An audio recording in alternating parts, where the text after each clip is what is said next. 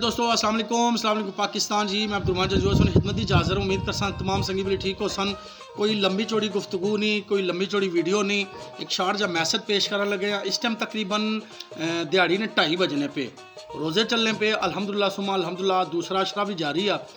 और 2:30 बजे तकरीबन गर्मियां भी स्टार्टिंग थी तो तुझे पता है कि 2-2:30 बजे 1 बजे शदीद धुप होनी और बिल्कुल इस टाइम शदीद धुप ही सूरज निकलता हुआ। लेकिन ग्रां में रहन ना फायदा भाई रोज़े कितने मज़े नहीं गुजरने। कैमरामैन क्या थोड़ा जा उपर जनाब दसो अमरूद ना बूटा जनाब तो इस साइड का जनाब ए गुलाब ना बूटा भी आ ए खूबसूरत बूटा अल्हम्दुलिल्लाह सुमा अल्हम्दुलिल्लाह ए चरपाई पर बैठे हैं तो हवा भी नाल झुलनी पी। और अगर बूटे ना हो तो फिर हवा झुल्ला जरूर लेकिन धुप साफ तो नहीं तो फिर मज़ा नहीं करना। आने का मकसद यह कि ग्रां में रोज़े गुजारने का मज़ा अपना वा।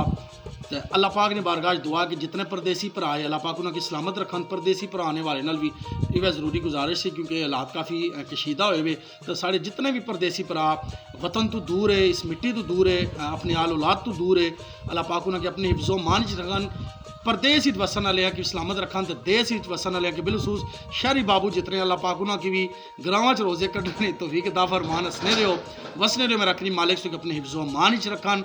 इस दुआ नाल इजाज़त कि सोने जित पैर हुआ है बस उतना शहर जी पाकिस्तान जिंदाबाद।